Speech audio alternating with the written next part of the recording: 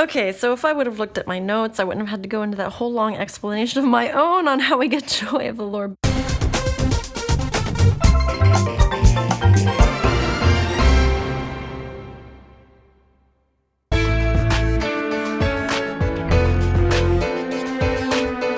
Welcome to the Brand New Me podcast. I'm Frances. And I'm Pam. And we are two women passionate about helping others thrive in life, not just survive. In each episode, we're going to find creative ways to offer hope for your future through our own life experiences. So join us every week as we learn together that we really can be a brand new me.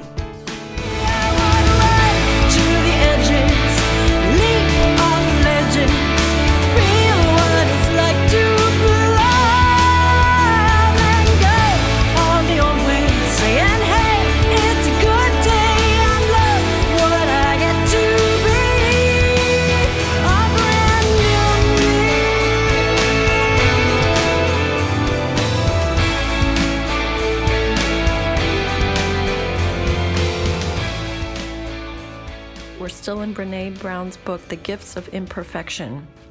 This one is about cultivating gratitude and joy. She believes that joy stems from having a spirit of gratitude. When it comes to gratitude, the word that jumped out at me, she says, throughout this research process is practice. All right, Pam, you're the one that's been doing the brain detox thing and practicing some of these things. Why don't you tell us about that? How's that going? It's going fantastic. And for those who haven't listened to our previous podcast, I told a little bit about Dr. Carolyn Leaf's Brain Detox. It's a 21-day program. But interestingly enough about that, she talks about praise and worship and thankfulness and how it forms these fantastic, life-giving sprouts, I'll put it, in your brain, and how it changes and gets rid of the toxic thoughts in your brain. So I think when Brené says practice, when you're doing this detox, you actually are kind of practicing, because sometimes if you're not in a habit of getting up in the morning and just starting your worship and starting your thankfulness and starting saying, oh, you know, how grateful you are to God for all that He's done, she starts you out on that, and I love that. It's a feeling of, you know, that you're doing something in your brain that is scientific. And, you know, I'm not very scientific, but I love that thought. So getting up and just starting your day off with gratitude, you do have to practice doing that. Because if you get up and the first thing you say is, oh my goodness, I have to get the kids up, and you're not focusing on the Lord or anything about that or any grateful thing, this is a way to do it. And I'm going to give my little commercial for that. Okay. Detox your brain in 21 days. So she's talking about joy, and there's a great quote in there about joy. Share that with us, Frances. The one from Adela Rogers St. John's? Yes. All right. Joy seems to me a step beyond happiness. Happiness is a sort of atmosphere you can live in sometimes when you're lucky. Joy is a light that fills you with hope and faith and love. That's good. So pretty much happiness, it's tied to our circumstances. And joyfulness is tied to spirit and gratitude. So to have real joy, we have to have spirit and gratitude. Because you know what? Our circumstances, oh my goodness, if we counted on them to bring us joy, we would be a pretty sorrowful people, actually. Because we always are going to have circumstances in our lives that maybe aren't too good at times. So let's talk about what brings us joy and maybe what steals our joy. I would say probably the one thing that brings me the most joy are seeing my grandchildren grow up and just watching them laugh, and that brings real true joy. How about you, Frances? Well, now that I have a little great niece named Nova, and she's my sister's grandchild, I'm getting a picture of what kind of joy a baby must bring. But I haven't experienced it on my own. But I would say, honestly, these days, solitude brings me joy. Just sitting quietly alone on my couch and having a cup of tea. I love that. Or snow. Now, see, these are circumstances, though, I guess, but we are talking about getting our mind in a mental frame of appreciating what's beautiful around us, what's good about our life. I do love my home, my husband, the winter. I love music, and I love going for walks. There's a lot of things that bring me joy, and I try to do them regularly. I will say, is there nothing better than getting up early in the morning when it's quiet and you have your coffee or your tea and just kind of meditating? That brings me a lot of joy too. My mornings, I'm most joyful in the morning, I'll have to say. So what steals our joy? Oh my goodness. I would say we steal our own joy. We bring it on ourselves. We focus on things that aren't important. We obsess about things that aren't important. I think that's what steals our joy. And how about you? What do you feel may steal your joy? Can I sing it? Yes. I get in my own way. Seems I do it every day. But I could be much more than you can see. So don't quit loving me. That was my way of saying it too. I'm with you. I am my worst problem. I get in my own way. I steal my own joy. I get in my own way. Seems I do it every day. But I can be much more than you can see. So don't quit loving me.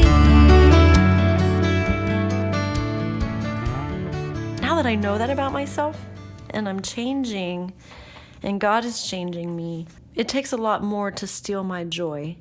I guess I'd say the biggest thing would be circumstances that are out of my control that continually come at me one after another, that can potentially steal my joy. If it's just one thing here, one thing there, I'm learning to thwart it off. Is that the right word? But I would say a continual string of heavy things can be hard.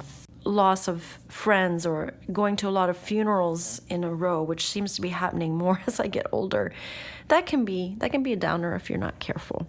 So whether it's inside things or outside circumstances, a string of a lot of things at once can really bring us down. She talks about the feeling of scarcity, all those things we don't have or can't do that can also take away our joy. So we're just going to read a portion from her chapter that we just thought was really good. We can't say it any better. I'll start it off, and Pam, you can pick it up. For me and for many of us, our first waking thought of the day is, I didn't get enough sleep. The next one is, I don't have enough time.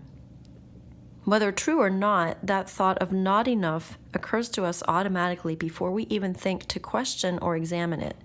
We spend most of the hours and the days of our lives hearing, explaining, complaining, or worrying about what we don't have enough of.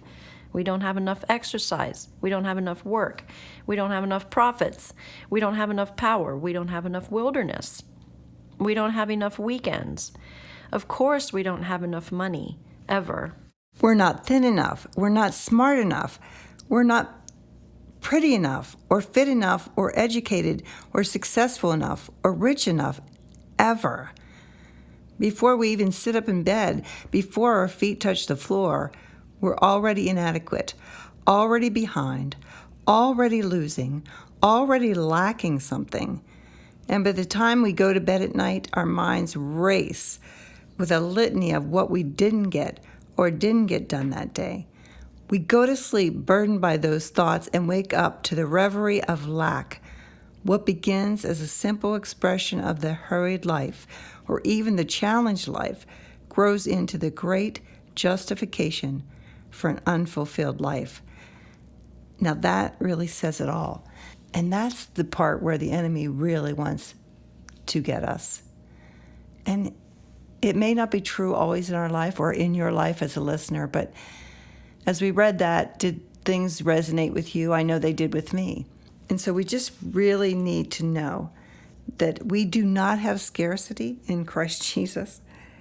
And if we start to feel grateful that whole mindset can change. We need to remember that the joy of the Lord is our strength.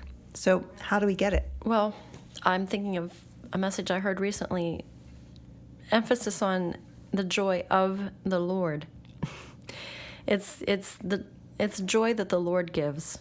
But we live in a body, we live in a flesh that contacts this world, this natural world. I'm going to start to sound deep here. So how do I get out of that? I think it goes back to that word practice.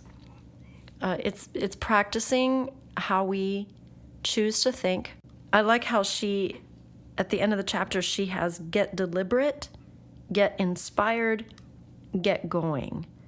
And I think those are good things to consider. Last week we said hope is a thinking process, a way of thinking. And I think gratitude could be said, we could say the same thing for gratitude. We have to start by, number one, recognizing that maybe we have this scarcity thinking. And then number two, start making choices to pay more attention to gratitude. It's like when you're driving down the road, there's a lot of things you could look at, but you try to focus on the road. So I'd say we have a lot that we can focus on in our lives. Lack of sleep, lack of money, whatever. But what's the road? What's the good part of our lives? And how can we focus the most on that and get our minds thinking that way? That's what I'd say. I love the idea. It's really practicing. Who was it called it? Practicing the presence of God. I can't think. Was it Tozer? I can't remember who that was, but I am now rambling. Would you please rescue me, Pam? She puts it succinctly in the 4 ways that we can be thankful. Or, no. She puts it in a way that we can, oh my gosh, turn it off. No, leave it. It's good. What are you trying to tell us?